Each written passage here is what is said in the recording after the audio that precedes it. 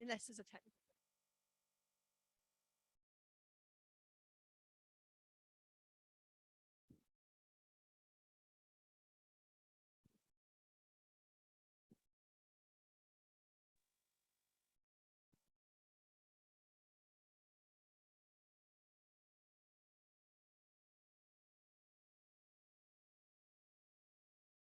Are we okay?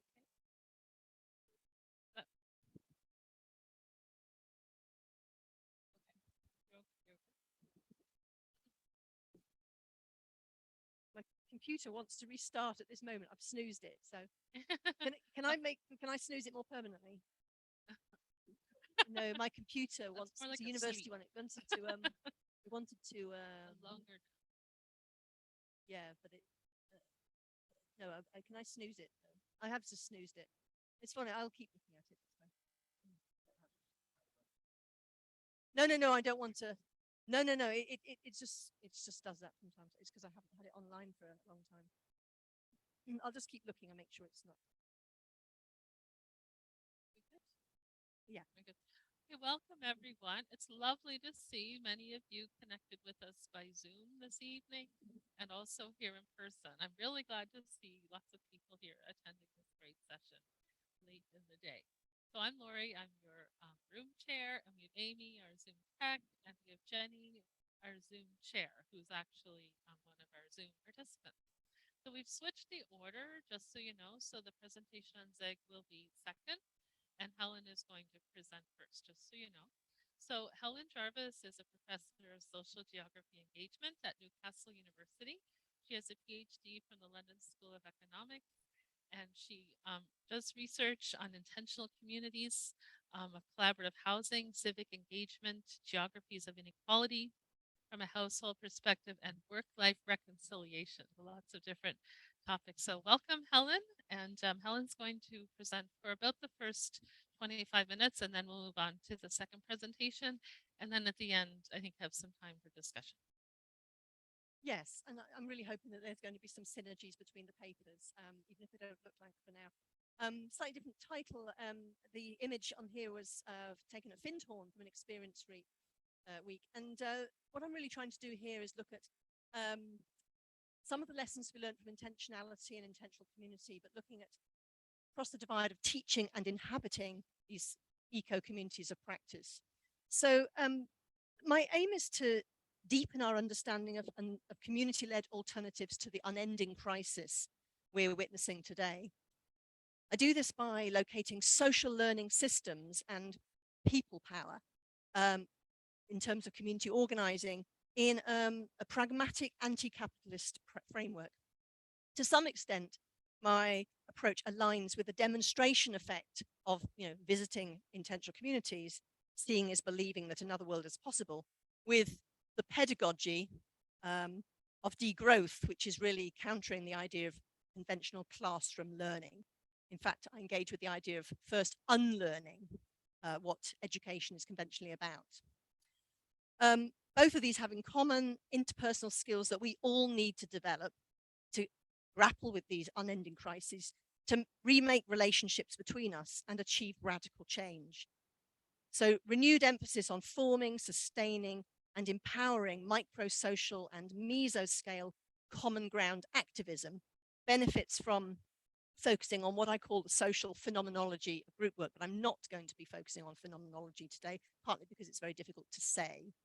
I observe common relational tools and theories of change across three discrete but overlapping realms of active citizenship and critical pedagogy: intentional communities, community engaged learning, and what I call community organizing, and it's known as community organizing. Many people will understand it in terms of the civil rights movement. Barack Obama engaged with community organizing in the Industrial Areas Foundation. So these are three discrete spheres which you might not think have common ground, but I'm going to bring them together through this idea of unlearning to remake relationships of learning communities where there are common threads. So each of these initiatives are community-led responses to contemporary crises. And this is the context within which groups and communities evolve as communities of practice. In many ways, I've been hearing over the past couple of days, there are links here not only with intentional communities more broadly, but the folk high school. So as I said in the introduction, ours is an era of crisis. And this invites us to unlearn and rethink unconscious dominant narratives, in particular, the dominant narrative of unending growth. And in a sense, there's an obvious interdependence of learning communities in intentional communities and community organizing in civil society, as well as the university sector, which is where I'm talking about with the teaching. Transforming, my challenge to us all here is that transforming education is crucial to generating a society able to deal with complex crises, the crises we face. In many ways, transforming education is the future of intentional community as people come through forming new groups and joining existing. And within this, there are not only overarching threats and challenges, which are complex and multidimensional, but there are emotional responses to climate crisis.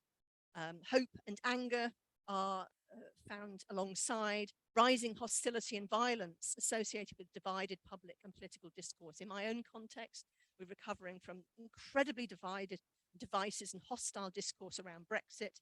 I'm not going to get into all the politics of all that. But the key point here is that I've been looking at these particular contexts of unlearning and relearning because they're lived expressions of hope and anger that propel solidaristic groups to make change while developing commons to use more widely to settle disagreements between opposing groups. And one of the things that I'm very conscious of is we need to learn to disagree better. And we can do that in university settings, in intentional communities, and through active rewoven fabric of civil society community organizing. The context is also about looking at the emotionally stirring mission statements that these different examples produce. We're very familiar with intentional communities having a vision and values or mission statement. Intentional community mission statements can be inhabited by and for residents, focusing perhaps on more personal development. Whereas community organizing can be about a mission statement outwards, anti-capitalist action. But from a multi-level perspective, they can participate in broader learning systems. So I'm trying to draw the threads from all of these in terms of how we can make systems change, really. How do we reconcile the community-led housing or intentional community promise of inclusive welcome with increasingly hostile, divisive social relations? You know, have we lost the practical memories of mutuality and communalism? So I would argue that lessons that we can learn from these discrete communities of practice will help us to repair powerful relationships for civic renewal, and this demonstrates multi-level efforts to deepen democracy as a function of post-growth or degrowth futures. So I'm going to cut across this idea of teaching and inhabiting communities of practice first by unlearning dominant narratives of growth. A common denominator is active participation and collaboration in microstructures of social organizing. So here, for example, it's not from my class because I can't show my students, but this is a kind of indigenous circle arrangement. This is what I do, I use for my teaching. It's what I use, it's what starts for the listening campaigns of community organizing, and it's what most intentional communities begin with. Group work must learn or unlearn how to be the heart of social change. Group work is not inevitably progressive. It's not inevitably participatory or transformative. It has to be made so. Hence the need to develop and practice a theory of change for teaching and inhabiting learning systems. I haven't got time to flesh out this theory of change, but there is a sort of theory of change in critical pedagogy. I'm just going to quote David Orr briefly to say that we need to unlearn dominant pedagogy to deepen democracy. It is illogical and even suicidal to educate our students to contribute to economic growth and to compete in the global economy in a context and a future where we have to practice an alternative future. So critical pedagogy after Paulo Freire is the belief that teaching should challenge learners to examine power structures and patterns of inequality within the status quo. The emphasis on is to remember what it is to be human and see education as a way to transform oppressive structures. And in this sense, the learners here are within intentional communities, within the university system, and they are also in civil society trying to bring about change, speaking truth to power. I'm going to, I've got the three examples, but I'm going to, there is empirical work and methodology that sits behind each of these three communities of practice, which I don't have time to go on. So I'm going to literally just flesh out some of the commonalities and the way that maybe I've adapted some of the terms to possibly, at a stretch, create more commonality between intentional communities, community engaged learning, and community organizing than you would routinely imagine. So I begin with the idea of intentional community as an umbrella term. Most of my research has been with co-housing communities. Most of them have been urban co-housing communities, but I have extensively visited eco-villages in Australia and co-housing in the USA, Britain, and Scandinavia.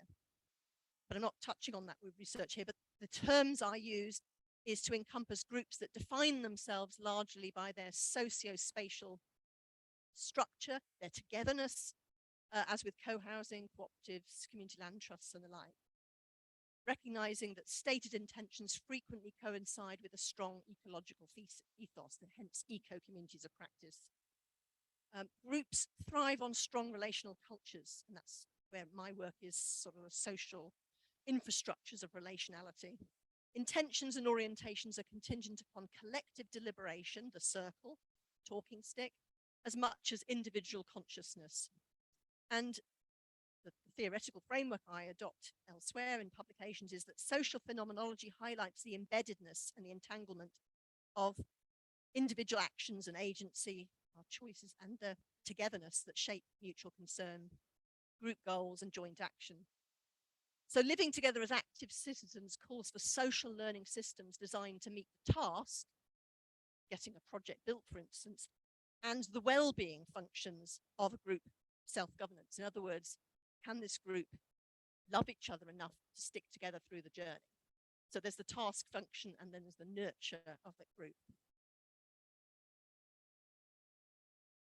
So as an example from everyday life, because I'm trying to sort of bring this to life a little bit, this is the community that I myself have been part of formation for the last too many years. We've got land, we've got planning permission, it will come about, and I'm really hoping that it will become it's in an urban regeneration area of a post-industrial city, Newcastle upon Tyne in the northeast of England. It's where there used to be slag heaps and old coal mining shafts. The land is contaminated, it's very unloved, and it's going to be built as a passive house, very low impact, car-free community. It's still a long way off existing, but once it does, my plan is that this will be a laboratory for learning for my students. This will be, they will watch this, this will be part of transitioning from the personal is political for me, because the personal is that I'm going to inhabit this place. The personal is I've been passionate about bringing it about, but I also want to make sure I'm not holding that knowledge and experience myself. My students will, take a journey with me, and if they, I'm not. So this will be engage that personal enthusiasm in the political dimension, and also in the critical pedagogy. So I've talked about community engaged learning. Bit of jargon, I suppose, but it's broadly defined where students participate in organized community activities outside the classroom, off campus, that are integrated into the formal curricula. In other words, they get some benefit from engaging with outside of their comfort zone. So I get them to do things that they wouldn't routinely imagine as part of their degree program. But they get credit for that. They get assessed and they get credit. So there's an incentive. But along the way, there's huge opportunity for personal development. So the space is to enable and empower students to challenge structural inequalities. Many of the students who come to this kind of module are what we call non-traditional students, students who are first generation. They didn't imagine they would go to university. And quite often they've had to hustle to get to where they are. And they come saying, well, I don't fit here. I'm not, where do I find my voice? How can I make an impact? And this is about enabling them to establish the platform for their voice. It's argued that community engaged learning should be underpinned by public pedagogies that cultivate empathy and social responsibility to ensure that benefits spill over into civil society and public debate. So again, learning to disagree better is not just students learning to find their voice and debate, but actually work part as broad-based civil action, such as, for instance, climate change Fridays for Future, going out and changing. And I'll show you in a moment some of the actions the students have taken. But learning to disagree better as prospective citizens, active citizens. Because the current university system tends to publicize student charity work over activism and community organizing. They tend to sell the idea that you're going to be doing good and providing a service, and it's a gift. And I would argue that that's actually perpetuating white privilege, or a quite sort of passive, disengaged from this idea of structural inequality. So only by developing a critical approach to service, advocacy, and organizing for change is it possible to unlearn the damaging effects of individualism, entitlement, and unconscious bias, whether that be unconscious bias about misogyny or racism. So this might explain why, as I say, some of the students who come from non-traditional backgrounds flourish in this particular learning framework with the partnerships I've set up with non-profits in the city and wider area. It gives students and staff the tools of anti-oppression, active bystander, empathy, and self-care that participants gain from getting a better perspective. I mean, there's links here to an earlier session I went to with Vincent's work about self-development. So the objective of unlearning is for students to become critical of their own education and to be suspicious of the learned ignorance that they suffer, reproduce, and perpetuate. As Henry Giraud notices, referring to Paulo Freire's critical pedagogy, Paulo strongly believed that democracy could not last without providing critical counter-narratives against the dominant pedagogy and restoring the formative culture which made democratic public life possible. So the goal of community engaged learning is not to teach content, it's not to pass exams, it's the opposite of that, is to create counter-narratives by listening to lived experience and organizing for change. And that's where, there are two forms of community engaged learning that I do. I'm a geographer, so I do field-based, immersive field work, immersive visits, and those immersive visits, could it be to intentional communities? I take my students to Christiania because I've done research in Christiania. This just gives you a little bit of a map of the different areas there. And we actually really immerse ourselves with some of the critical engagement. It's the superficial form of immersion, but we've all talked to this conference about the demonstration effect of intentionality, seeing that other worlds are possible. Students get a lot from seeing something as provocative as Christiania. That's the first form of community engaged learning. The second one is I engage my students in this this civic organizing called community organizing, which draws on the writing of Saul Alinsky and Ernesto Cortez and the legacy of the US civil rights movement. So, the methodology is based on the theory that if you want change, you need power. Change ultimately traces a motivational journey from anger to agitation and action. It's not a passive or comfortable space to occupy.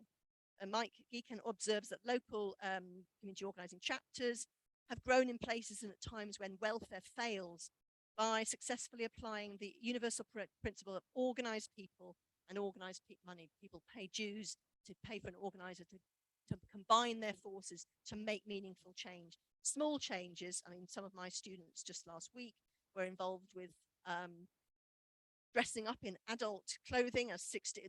They were linked with a local high school, 16 to 19-year-olds, who were advocating for child fares rather than adult fares on the buses. So they went to the headquarters of the bus company, dressed in oversized clothing with briefcases and dressed as nurses and doctors and midwives, saying, why is it that we are paying full fares on the buses when we are children? Do you think we are nurses and doctors? We have a salary. So this is very much the speaking truth to power, and it's achievable action. And they are hugely transformed when they see that they can get results. They negotiate change. Our university now, through student action, pays the real living wage, not the national living wage, the real living wage. And we're now fossil free. We disinvested in fossil, all out of student action. So this is a methodology that a broad-based student alliance, and that's this third example. So this is just some images. So just before the pandemic, we do a lot of work with the West End Mosque. We had an open doors meal, which was about combating loneliness by bringing together lots of different non-profits where there were people who were struggling to make connections with no recourse to remain, and that we hold assemblies. Students did a green project. Some of the students here on the beach, we did an action where we reclaimed the metro from hate crime. So we went with the sisters from the mosque who had been experiencing hate crime by wearing their hijab, and we were offering roses and things to the, well, you had to be there, I guess. Sorry, I can't cover these things.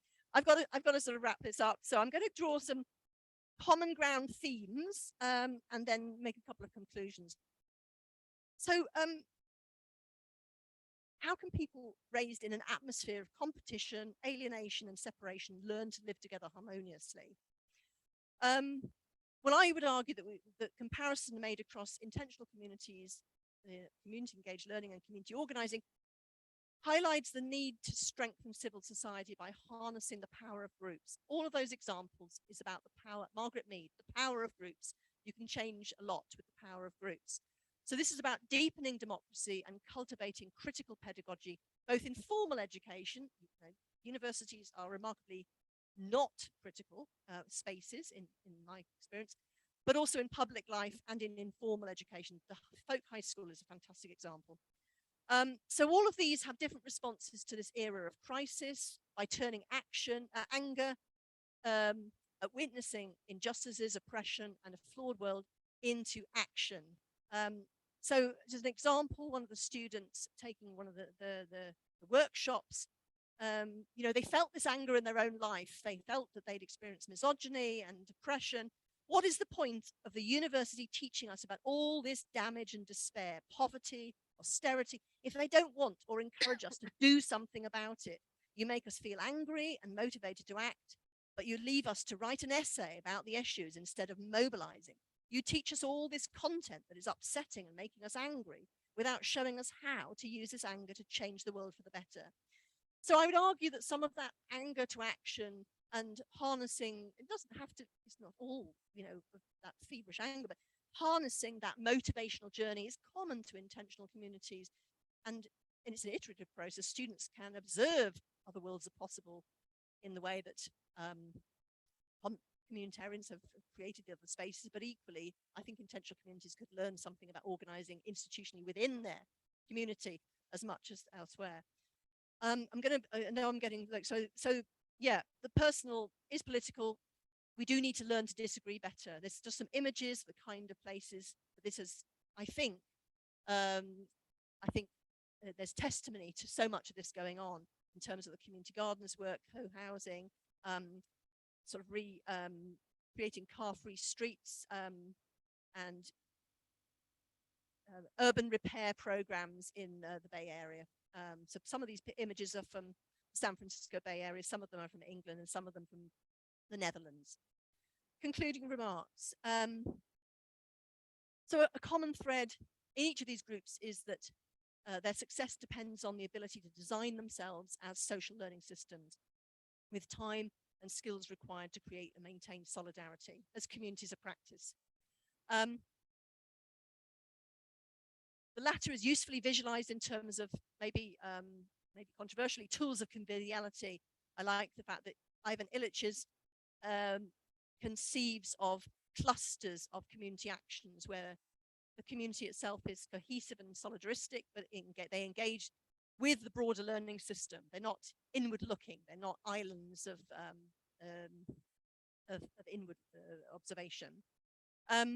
Inhabited intentional communities often lack diversity in contrast, perhaps, with broad-based community alliances. I showed you images of the kind of civil society where multiple faith groups came together. You don't tend to see that diversity in intentional communities. So there is some cross-fertilization of ideas. So this process includes, so I would argue that taking these three examples, and I've done the empirical work in each of these, but not the entire cross-cutting analysis. But what I have done highlights intense reflexivity and constant questioning in the process of negotiating these dynamic intentions. And that's what we need to learn from in terms of how to achieve the best possible learning to disagree better, but also how to sustain it when it's involved with emotions like anger and fear and hope that can be very debilitating. The process involves lively dialogues of acute discomfort and disorientations. So we need to find some ways of managing that as people who, with all our frailties and vulnerabilities, hence the community of practice where we can collectively do what we couldn't achieve individually. Arguably, there's more at stake here than capacity to build green homes and communities as a group. We need to extend our theoretical and empirical understanding of what it will take to build and maintain humanistic eco-communities everywhere. In other words, as a deepened democracy to face the unending crisis to come. And I hope that's not too depressing a note to end on.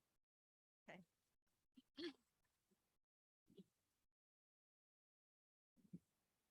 Thank you very much, Helen. Would you like to take up the questions now before we move on? A couple, yes. Okay. I mean, I don't want to take up the space whilst you're doing the transition. Yeah. Okay, we'll take a couple questions, burning questions. Yes. Oh, sorry. Yes, oh, sorry. It is the dance begins. I didn't understand why you call it unlearning. If you can say something about it. Why you call it unlearning? You're in the unlearning. Yeah. And the second question, can you say something more about tools that you have to learn from lived experience? You mentioned lived experience. Yeah. Okay. The unlearning, I mean, the best metaphor is that if you've got a full vase of water and it's full of content, of learning from childhood, that you need to get a job to earn a living, to be a effective widget maker in the big system of capitalism, and you need to take this exam and that exam. You learn all this thing, also all sorts of other unconscious dominant narratives about that nations need to grow their economy, they need more jobs, they need more houses, they need more everything. That vessel is full of that content. In order to make space for alternatives and the space of possibility, you have to unlearn and challenge and set aside or deconstruct some of the content that you've already taken in. Does that make sense? So maybe, yeah. So that it's not a separate activity prior to engaging with learning by doing, the practical visiting intentional communities, engaging in activism. That goes on, but critically emptying the vase and unlearning is really vital. Otherwise, you won't have the creative space to think about better intentional communities. And what was the other one? The other one was, the practice in community organizing is called listening, like deep listening in a one-to-one. So if I don't know someone from Catholic diocese or the local mosque who are really concerned about something going on in their neighborhood, I'll set up a meeting, and students learn to do the same, and we sit down and we listen to each other's. Often the question is, what makes you angry at the moment, and they'll have things saying, well, I can't get my mother to a hospital because there are long waiting lists or something, and then you listen to their story, you listen to their lived experience, because I don't have the same lived experience. We don't have each other. It's kind of deep empathy, unconscious, So it's just, I mean, I won't go on because it's too long, but you sort of see that the tools are terribly practical, deep listening, conscientious listening, stepping into someone else's shoes. I mean, that's why I was so interested in some of the earlier sessions with Vincent and others, because there's a lot to be learned from Camp Hills and other examples. Do we have one question from the virtual world? Okay. All right, so we'll move on Yes, let's to move the on. second presentation. Thank you very much, Helen. Okay. So our second presenters are Achim Ecker and Ina Meyer-Stoll. So Achim is a co-founder of Zegg, Z-E-G-G, and a community member since 1984. He's been deeply involved in the development of Zegg Forum and as a trainer and supervisor. And at Zegg, one of his roles is chief landscape designer, creating fertile soil and edible landscapes on sand using permaculture. He's building community with love and clarity, creating healing environments. He wrote that note. It's lovely, isn't it? And we also have Ina presenting as well, and she is a Zegg founder as well. And she's been involved in the Global Eco Village movement and is also a board member of our organization, the ICSA. So thank you and welcome to you both. As it was a long day, I would invite you to stand up for a moment before we enter the next presentation. And yeah, just stretch your body, say hello to the ceiling.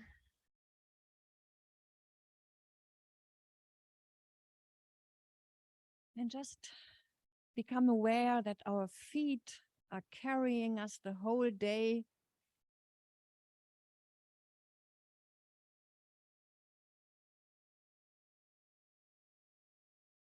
And it's just good to become aware that also we are breathing the whole day. And we take a moment just to breathe in and to breathe out. And if our body wants to do some movement, we just let it happen. Now, maybe you still want to shake your hands or you relax your shoulders a little bit. And also by breathing in and breathing out, we somehow create a bit more inner space for new stuff to come in pretty soon. Yeah, thank you for this experiment.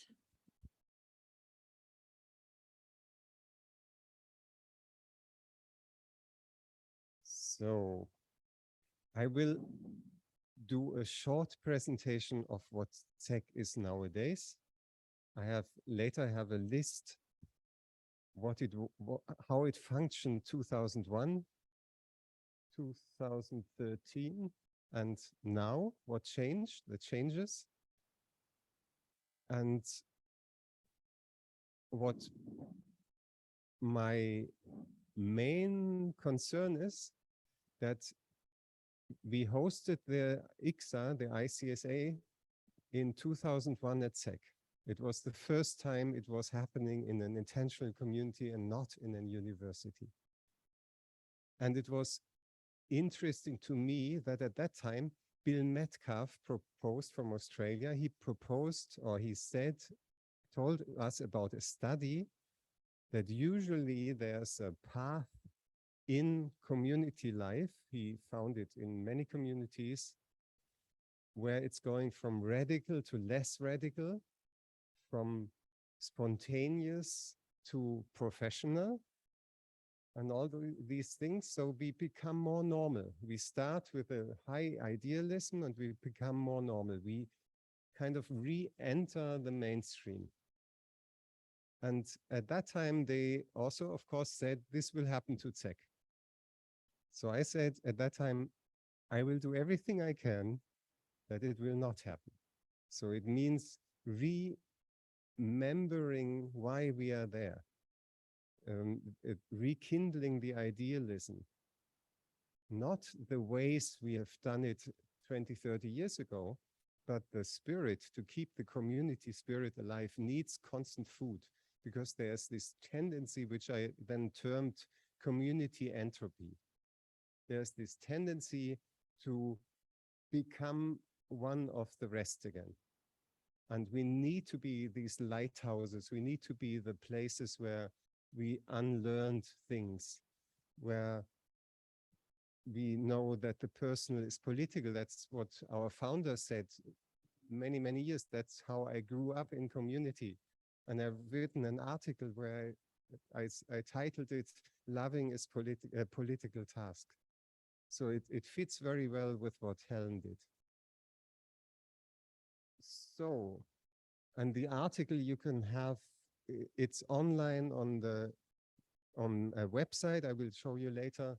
And some are in print here. You can look at them one in German and the rest in English. And it will be published in Communities magazine in fall in the US also. And I have been with Ina at the Gen Europe conference, at the Gen Germany conference. And in both, we presented it, and many people felt very relieved that somebody is naming it, because they are witnessing these tendencies in their communities as well.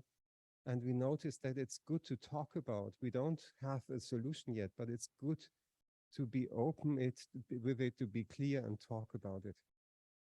So, yeah. Now I will go through the presentation.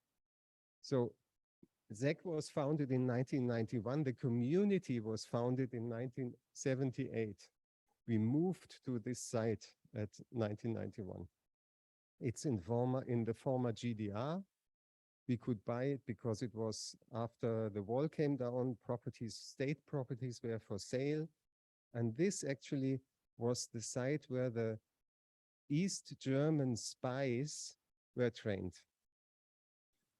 So it was a secret service kind of institution where the spies were trained. Yeah, it was.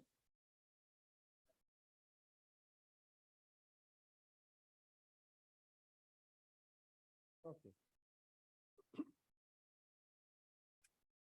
Yes, exactly. They were trained there. So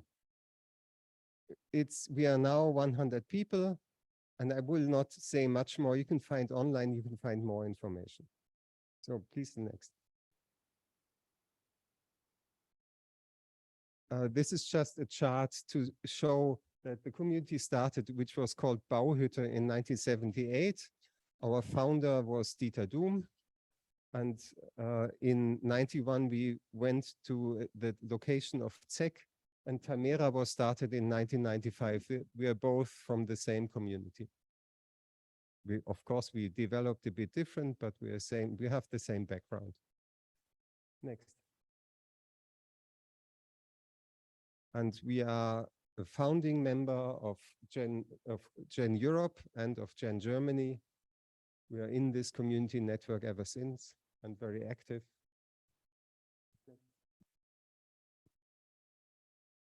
And as I know, I see with many communities around them in the area, in the local area, in the regional area, people feel attracted to move there and live there, be in contact and form other small communities also. So there's at least 5 communities, probably it's more around us. So the area, the region changes also because it attracts different kind of people. Next, please.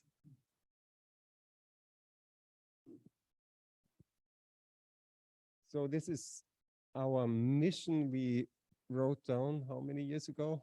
I don't know, 5 years ago. About 5 years ago, we are a living and learning center. Our main focus is the social sphere, how people live together actually. And we believe that I would say it in my words, I would say what we see in the world outside, we carry as seeds in us. So there's a mirror image of the inside, the inner world and the outer world. So if we want to change permanently the outer world, we also have to work on ourselves inside. Because unless we do that, we will reproduce the same patterns in the outside. Yeah, next, please. So we are nowadays we are a big seminar center. We started with holding seminars about communal life. So what we lived, we brought out, we invited people to see it. And now it's just a full-blown seminar center with lots of seminars.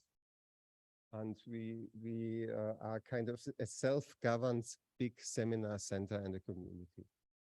Next.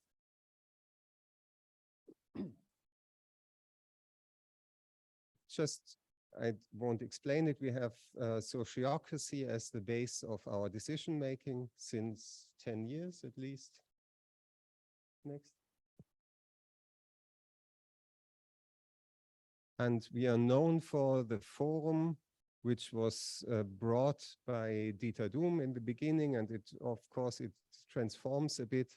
We call it now Zegg Forum because it's kind of what we made out of it. It's a way of sharing what is alive in me in groups to make transparent what's happening in between us. And we teach many people also in different countries how to do this. Next.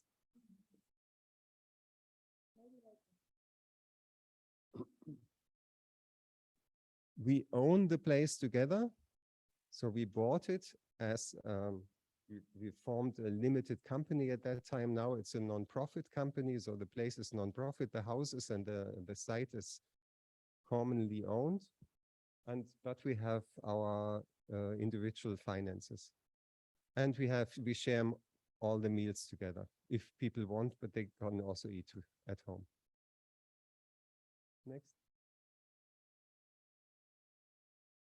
We have about 3 hectares organic garden where we have most of our vegetables over the year, also for the seminar center. And I used permaculture knowledge and everything I could to improve the soil because we are on sand. So we had to drill a new, how do you say it?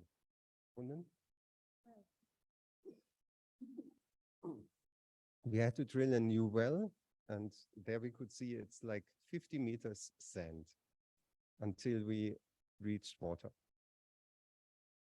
The end place of the ice age. And the precipitation is going down. It was, when we started, it was about 650 per year, which is very dry already. And now it's like 500, and this year it probably will be 350.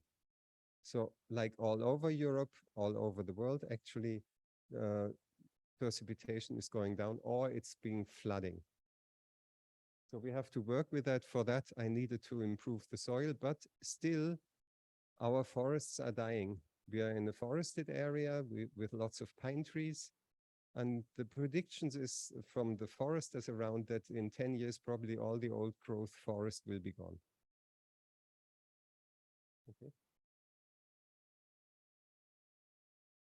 To improve the soil on sand is not so easy. I tried many methods. In 2013, I found Terra Preta. It's, how to make it short, it's soil based on biochar, which stores nutrients permanently in the soil. And it's, of course, it's also a CO2 dump. So it keeps CO2 in the ground and not in the atmosphere. It's a very good method. We use it since 2013 and the soils become better, especially in the vegetable garden we use it, and it stores a lot of water. So it's probably the solution of the future if you want to stay there. Next. 2017, we had a major construction. We retrofitted our main building into a seminar center with rooms for the visitors and seminar rooms. And it was very expensive because we had fire rules, we had barrier-free access rule, hygiene rules to fulfill. So we had to spend a lot of money on this. And this is also part of the dilemma we are in. I would say, in my interpretation, the last 10 years at least, we spent so much energy on building our company, which is the seminar center, and we neglected the community building. In my vision, I thought, okay, after this time, we come back to community building. But in reality, it happens that when Ina and me proposed, now let's get together as community again and become a closer community, there were a lot of people who resisted and didn't want that anymore. And all the people who joined in the last 10 years, they never experienced something else. For them, this was the normal. And I underestimated what this did. So now the majority don't want to change. They want to stay a kind of, it goes direction co-housing, I would say, with the time. And a perfectly good self-organized seminar center. Next.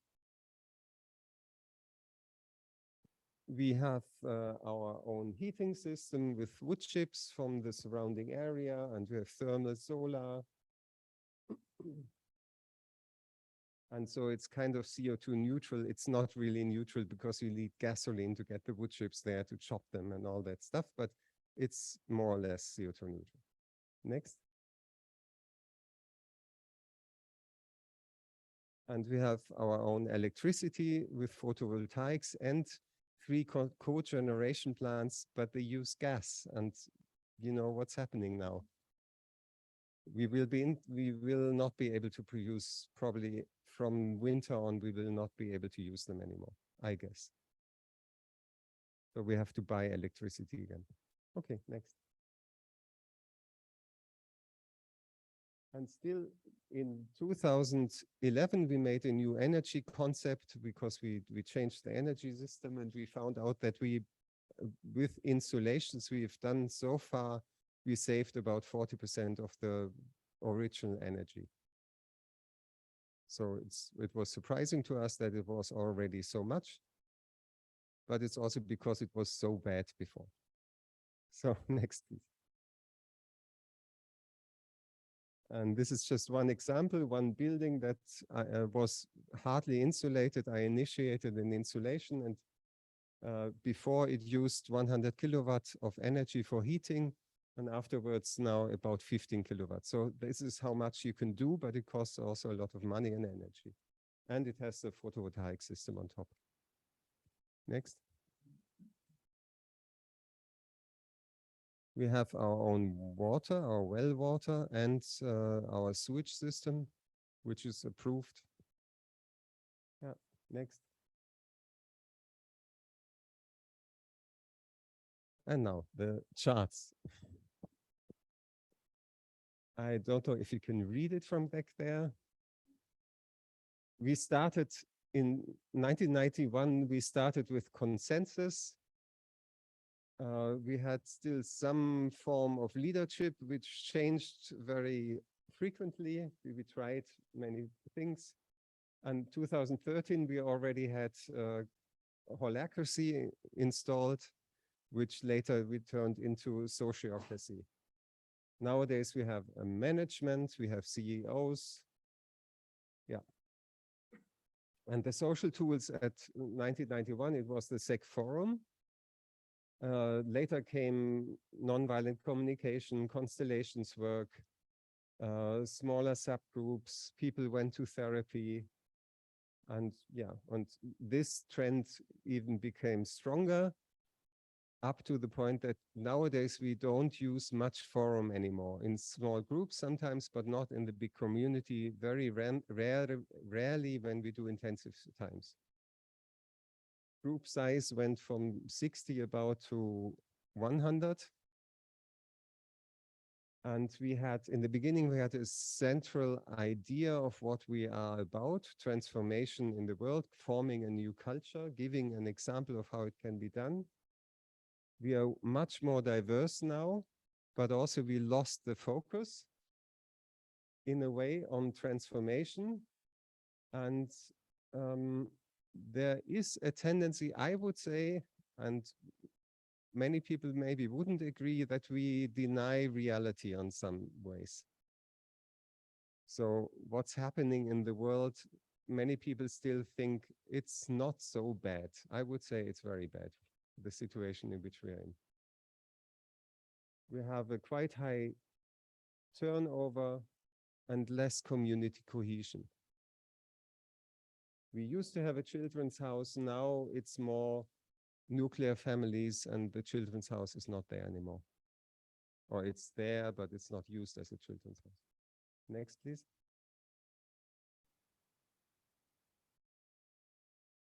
The kibbutz members know. It was the idea we actually took from the kibbutzim, that the children would be together in one house. They were taken care, and of course the parents were there often, but they lived together in one house, all the children. Ina can tell you. It was also that we have one house where after school all kids could go and be there, so that they don't go home, but that they grow up together as siblings and that they are taken care of together, communally.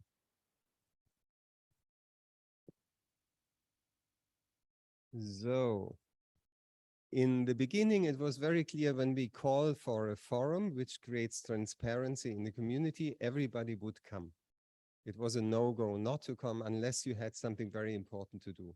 Now it's very voluntarily, do I want to come, don't I want to come, I decide myself. So it became much more individualized. In the beginning, many big tasks in the property we did with communal labor. We called a day and said we all work together in the forest or something like that. Now it became professional. Now we have people who do this, and we have some guests who help us with that, but the community is hardly participating in that anymore. So it's just to see the tendency.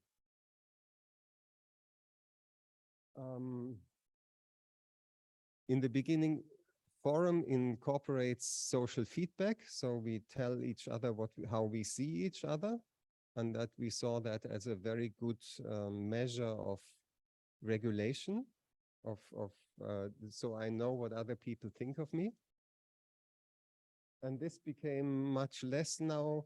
It's more small groups that talk to each other and share. And there's less social feedback. There's no social feedback, I would say, in the big group anymore. Hardly. There's a core group that meets, but there's many more people around that hardly go there. Yes, basically, that's already it.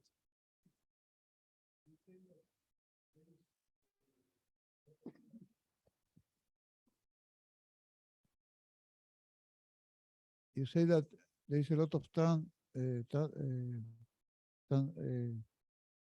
a lot of turnover. Why the new members? Why they came?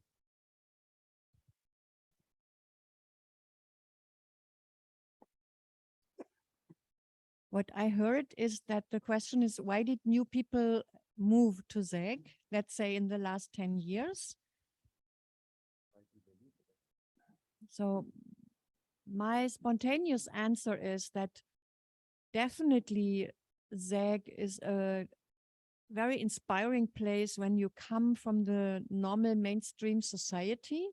So you have personal growth there, you have a deeper way of education, and you can really unfold your personality there.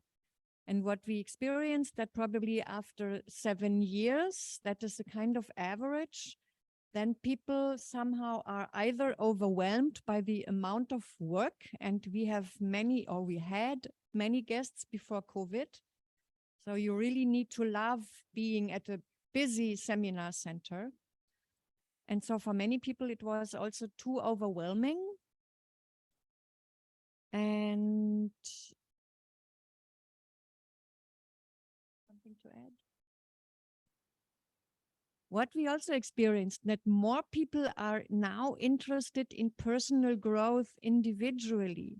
So that you learn for a certain phase in community, but then in the end, many people then again decide to focus more on the individual. Yeah, I think pretty much what it is. Maybe after the presentation is almost over, we go more in a sharing. So of course we were also known for free love. That was strong in 1991. And it became more open relationships or small networks, small groups. And now many people married. There's much more monogamy. And what I saw in other communities also happens now with us. Either you are in a couple relationship or sometimes you don't have sex. And so this is also a path that happened and that was predicted by Bill Metcalf then. Next, please. So the financial turnover grew from 650,000 about to almost 900,000 in 2019. Then came Corona, where we were down to 370,000. We survived because of the community who lives there and also shares finances in the common space.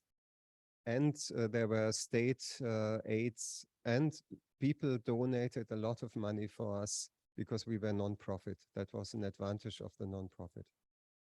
The disadvantage of the non-profit is that we have to follow many more rules in society than we did before. We are much more surveyed. We have a high bureaucracy that we didn't have that much so before. So I'm not sure if it's a curse or blessing. We started with very small constructions and things on the houses, improvements, and now we really go into it. When we work on a house, we refurbish it completely inside out, insulated and whatever. The acceptance in our surroundings in Belzig became much better. Of course, we are less radical, we are less sticking out, so we fit in much more. And of course, there's more contact, so it's not so strange anymore.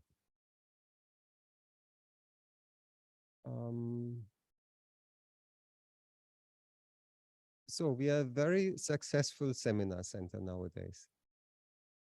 And we teach things. I'm also one of the teachers in the seminar centers, and Ina, we teach things that nowadays we don't regard, we don't do anymore in the community. So we know better than what we do. We don't apply all our knowledge. That's really sad for me. Why? For example, we teach the Zegg forum and communication, and it's a very holistic way of looking at people. Who are we? How can we change? What's transformation? Feelings work and all the inner stuff. In the beginning, we were very idealistic. We were very ideal oriented. And this was kind of everything. It was our mission. We were also ideological at that time. Now we are not ideological anymore, but we are also not idealistic anymore so much. We are much more efficient. Like we do really professional work in construction, in all the jobs, in the finances, in everything. We are very professional. And we have much more power in the system. Before, this is also interesting, before the limited company, the organizational structure didn't play any role. It was only for the outside, for the finances, for the society, but inside it didn't have any meaning. Who were the CEOs? In the beginning, nobody even knew, just the CEOs knew. They didn't play a special role. Now, they became almost the leaders of the community also.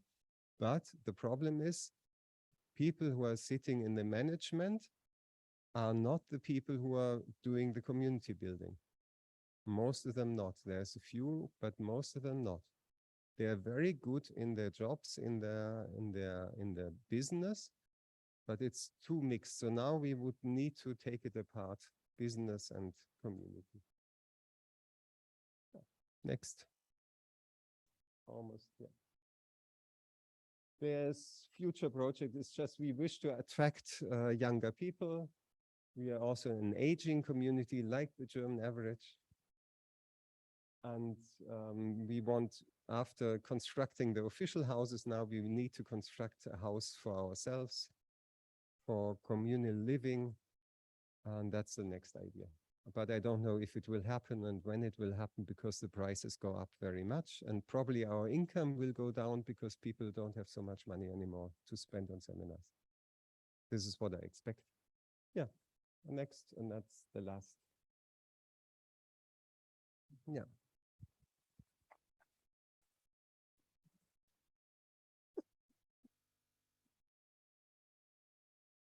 We have quite a few people online, which is really great to see. Are there any questions from people online first? Yes, there is. Great. Shall I read it out? Can you hear me? Sure. Yeah, go ahead. Jenny's our Zoom chair.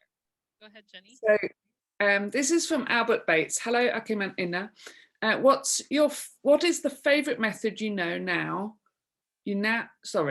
What is the favorite method you now use to make your biochar? Is it the pit kiln method or more elaborate retort? What is your source of biomass? Yeah, you need the microphone, yes. Hello, Albert.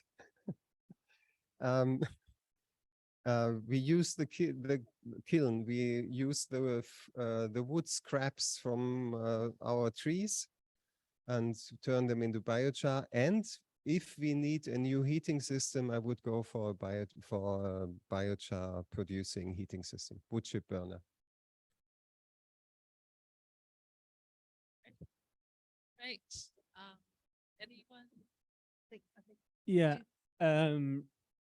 From the very beginning, it was the question that was on the tip of my tongue. I want to ask you what your explanation is. Why has this process happened as far as you understand the process of change that your community has undergone? Why has it happened? What do you put it down to?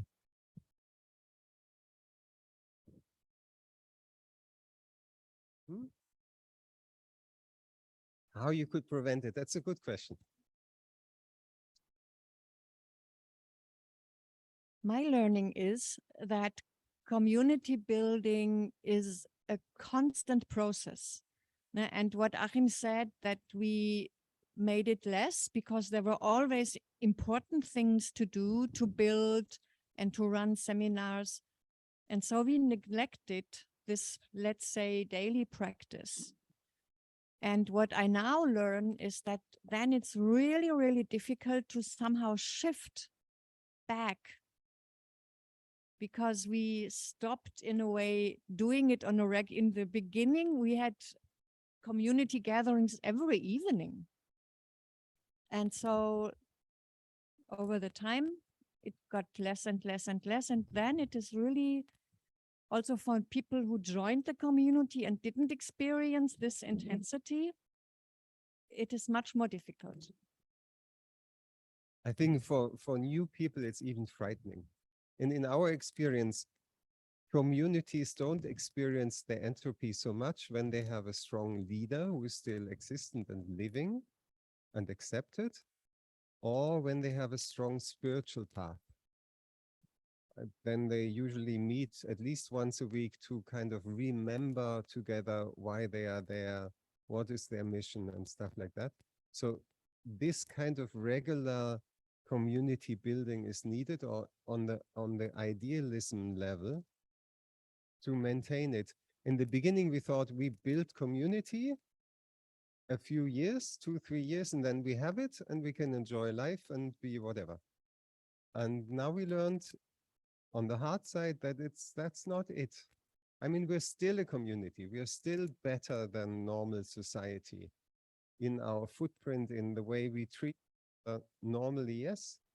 During the COVID times, we had all the difficulties we had in society also. polarization, not being able to talk. What you said? Yeah, we have to learn to disagree better. We have to learn to disagree better. We disagreed, but we didn't find ways to allow each other to have different viewpoints and talk together and bring it together. And I was very saddened and very disappointed that this happened to us. I didn't expect that before. It was a very sobering experience. And I've written an article about why this happened, and it's on www.zegg-forum.org, publications in English and Veröffentlichungen in German. And it's here when you want it.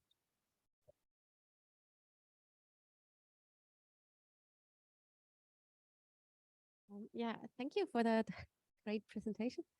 I just wonder, I observed kind of similar activities in Lebensgarten. I researched about the Lebensgarten for the last 30 years, so I took up with the history, and they were quite marginalized at the beginning in the village, and like they were dancing naked around the fire.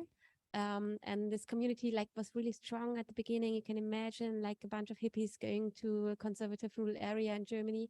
And I just wonder how this affected the Zegg the other way around, whether it's more adapted to the villages around now, whether it also has connections more to the other people, well, whether like in Lebensgarten was like that at the beginning, you could recognize who was actually from the community and who was not. And now, well, they more or less dress the same. You can't recognize the differences very much, whether that's the Lebensgärtner or someone from Steierberg. So I just wonder whether you also experienced this in Zegg, that there are adaptation processes.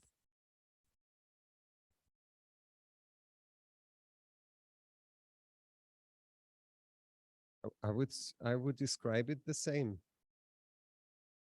In the beginning, everybody walking barefoot is one of Zegg, one of those.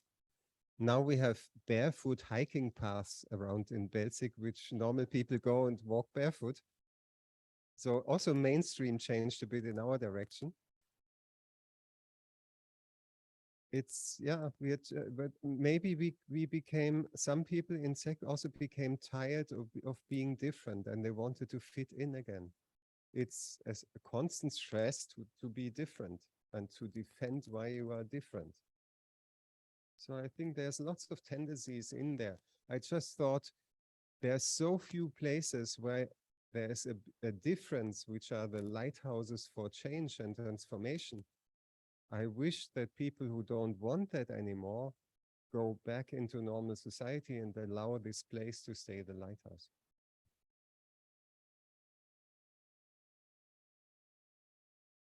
Well, there's not Vincent. this one was yeah.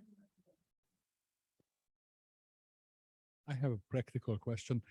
Okay, when new members move in, does this mean that they buy into the property, or you know, what's the process? Or they rent from you guys?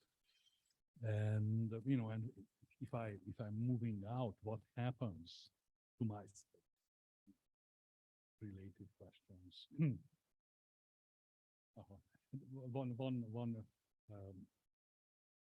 remark, okay, not quite on this issue, but the cohesion. And it's historically, you know, it has been proven that typically, you know, religious communities are, you know, much more durable. Communities like Shakers survive for 100 years, or, you know, Mennonites, etc., etc. You know, to some degree, even the Mormons that we see in the early history. So, did you try to inject some ideology or you know, some kind of say in the case of Maoist communities, so long as they were together, you know, and you know, thinking about the teachings, you know, of the great Hans, okay, Mao Zedong, That's like a powerful cohesion. Same actually. What's this? Do you want to address that first? Thank you. I actually had two questions. One was exactly this one about on-ramp and off-ramp for membership. You have had turnover. So just curious about that, the process and the economics of it. But my other question is more about, I noticed you shifted, you called it holacracy, which I know has its own history, but is based on sociocracy. And then you started calling it now sociocracy. So I'm curious, I know it's a very specialized interest, but I am actually very interested in the ownership of the intellectual property that holacracy tried to enforce. So very nitty gritty, but those two differences. And just a Thanks. comment from the Zoom people, if you could just hold the microphone really close when you're talking, they could hear you really well. So just speak clearly into it so they can hear you. My practical answer to your second question, why we shifted from holacracy to sociocracy, I think it's very concrete because our holacracy trainer moved away. So it was a bit more complicated.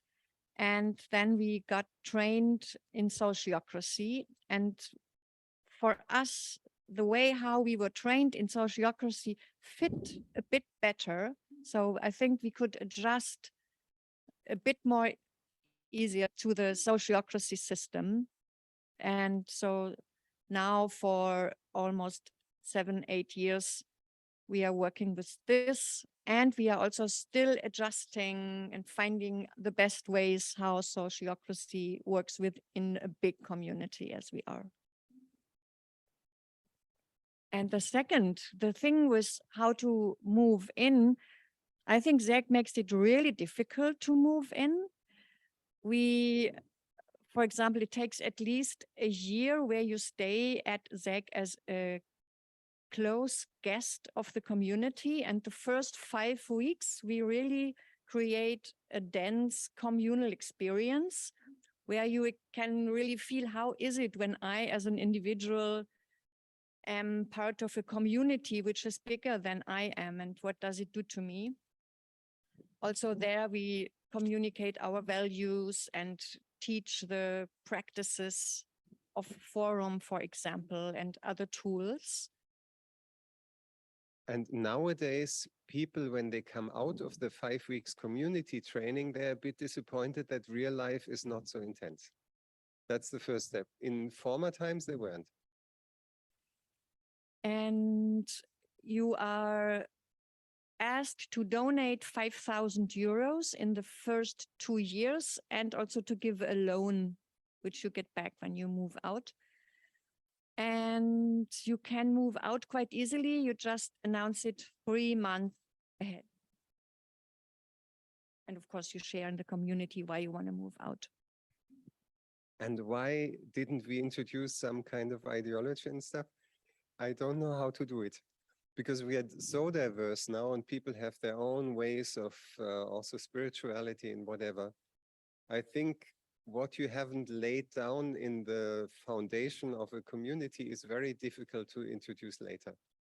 Now I would prefer, probably I would think a smaller community would be better, like we had 30 to 60 people maybe, and I would do some kind of income sharing.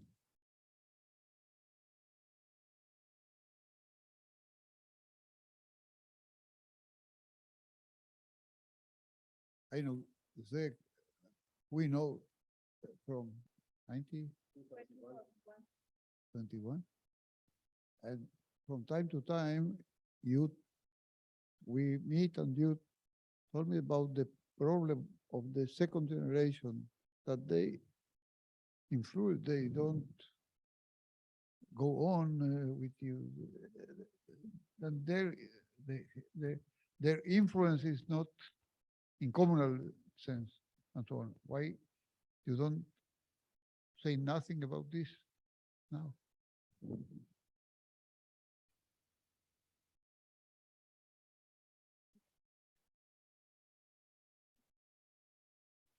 wasn't so much our focus this time, but I can definitely say it is one of our unsolved issues, or it is a deep question, how to really create this passing on the values to the next generation. And it's not that we are not doing it. So, I mean, Zegg is now existing for more than 30 years. It is already some kind of passing on. And we are also really grateful that we navigated through the COVID period successfully. And there are many new people wanting to come to Zegg and also to live there. And still, we haven't fully solved this question, because now we have that many people are in the age of mid-50s, no? And so we have also to find ways how to pass on the jobs and to pass on responsibilities. And my honest answer is we haven't found a good solution, and we are in this process of how to do it. And to be so open that new influences can come in, but also so traditional that you still get a flavor of what Zegg is.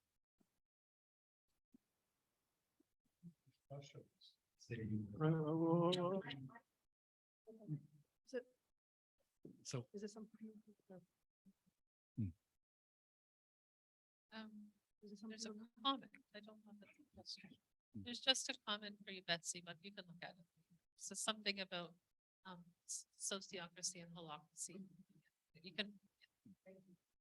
So these discussions, about the sort of the future of the community and aging. Okay, so these discussions about the future of the community, like aging, okay, people in their mid-50s, the generational issues. So when you discuss these issues or problems, so how is it like a sort of a small politburo, okay, that discusses these, okay, the old timers, or so how can you broaden, if at all, the discourse, about present problems and future pathways? We have mechanisms for it. We have a social circle, social star, we call it in sociocracy. We have a social meeting where basically everybody can come when they meet. But it depends on my decision to participate, and not very many do, but there's quite a few people who do it and to hold all the social questions. And if it's major questions on changing something in the community setting, we would do a plenary session where we talk. Or we have 3 times a year we have intensive times of 2-3 days or 4 times a year, where we could discuss things like that. There more people participate.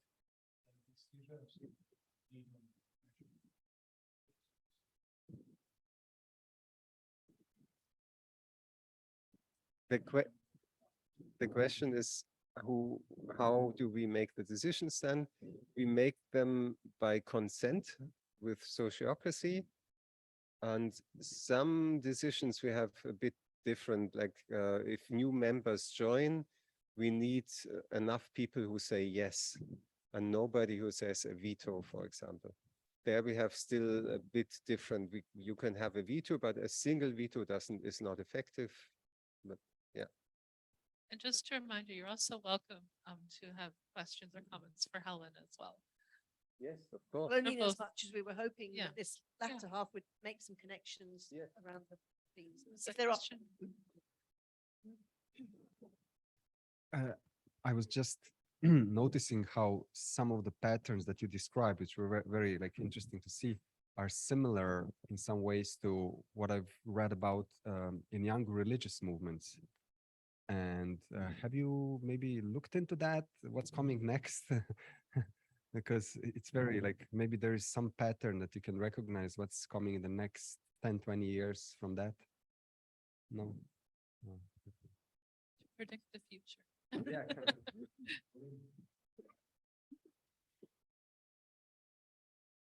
No idea, but what I also see, also when I listen to your presentation, Helen, is that, for example, also mainstream is integrating more of the so-called intentional community issues. No, so we can say we moved more towards society, but also more of the mainstream society is somehow coming closer than it was 20 years ago. No, so that what you are offering, that it was really great to hear that this is happening, and that this is happening at more and more and more places all around the world, that we get this new way of learning and of unlearning. I say this because I'm a geographer, but I think scale is really important here. I think gone are the days when we can think we wait for the revolution to change the system. We have to be pragmatic in terms of deconstructing and changing, and finding spaces for alternatives, you know, in community, in neighborhoods, in our local politics, in our daily practice, in the behavior inside, and how we relate as communities to other communities in events like this. And because multiple scales, because we don't have, you know, there's not going to be a scaling up of one giant revolutionary transformation. What you're doing at Zegg is transformational, and the idea of using education to get people to come in and say, I mean, I did a piece about Christiania where it talked about, you know, Christiania's place in the world. It's not just a, you know, one site in Copenhagen. It's the radical imagination of every visitor that comes there that carries it around the world and makes other Christianias elsewhere. You've got other people who are making other Zeggs. You might not see them in quite the same way, but that is how systems will change in all of these scales of action. You know, we've got to move from the world as it is to the world as it could be, and it's not going to be a revolution. It's going to be, you know, active engagement with this. I agree completely. And I've written down the 4 sentences from you. The personal is political, learning to disagree better, unlearn what society told us in the ways, and the power of groups. And these are kind of basic elements for all of this. Yeah. Yeah.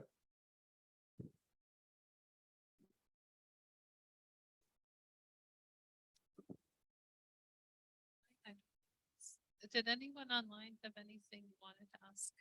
You can use your microphone, I think. We good, Jenny? Okay. Yeah, I can't see anyone with their hands up. Sorry. No, I was just going to say no. Okay. Thanks, Jenny. I want to ask you, I live in Israel in kibbutzim that celebrate more than 120 years and live in community with 4 or 5 generations. And I interview members of the kibbutz community that feeling very bad was the breaking of the dream. And you described it in so peaceful way, what's happened, and the gap between your dream, your core value, and what happens now. And I want to ask you, from where is peaceful described? You don't feel like a broken man, from where you get the power to continue? This is very nice that you come up with this in the end, because of course, inside the community, we had intense conflicts. And it's also the blessing of traveling. No? So if you have a bit more distance, it's also creates more space. And I mean, for us, I think it is really clear that what we are experiencing in our eco-village or community is not so unique. No, it is, I think, the learning how to overcome this fragmentation or the polarization. And how can we listen more deeply and understand the differences? And So it is the path. No, I think that's why we are doing this. How can we really integrate without losing our essence?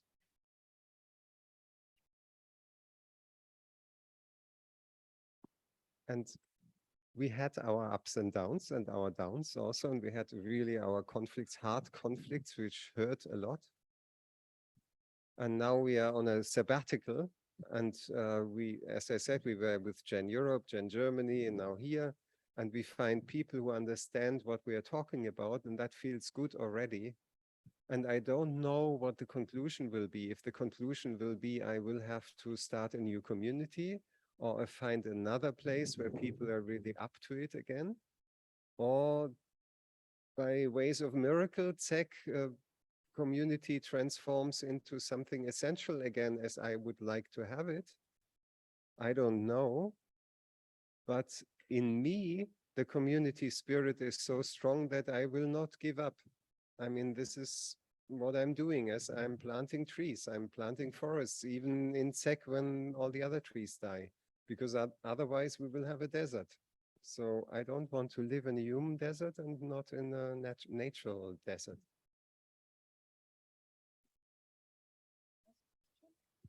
I want to say thank you for sharing. Very sobering. Personally, we're, I guess, about 10 years behind you. And I'm as determined, I guess, as you were 10 years ago to try and continue with our core values and continue being the community that I want us to be. And I think we can learn from your experience. I'd like to think that. So that's just like a personal, I'm looking forward to, like we've been here in 20 years, looking forward to another 10 years, another 20 years, and thinking about what those changes, when you notice those changes, and when do you feel that those changes are irreversible? There's all sorts of potential points where you say, well, actually, from this point, if this changes, then maybe that's already the slippery slope. And that's a thought that I have. And the question that I have is, when this process happened to other communities that I'm familiar with, one of the stages along the way was that a core group tried to continue as a smaller unit within the wider community to try and for themselves and create two circles of the community, one that's much more committed to the values, and they maybe hung on for a bit longer, for an extra 5 years, an extra 10 years. And I'm wondering, you didn't mention that, and I'm wondering if that happened also in your process, that there was people that tried to continue longer doing the things that you today are saying that are missing. Thank you, Anton, for the question. My essence that I found is that I call it the hamster wheel, where we got into necessities, money-wise and whatever, and needing holidays because we work so much, because we need more money. And I think the warning signal could be when we tend to introduce form, structure, decision-making structure, or whatever, in place of communication, direct communication and human contact, close contact. So I noticed that whenever the contact becomes less, then we want to have form and organization to replace it. So this is my warning signal now. So keep in as much contact as you can be in the personal contact with everybody, and find systems where you can do this in the transparency. Oh, I think that was a beautiful ending, no? yes, I think that's a really great way to end on. And Nadine, I'll make sure that Helen sees your comment there that you posted about some of her ideas, and she can respond to you directly. Well, it's been a long day, but thank you all so much for your participation in this session. Thank you all. Thank you very much. Thank you. Shabbat shalom.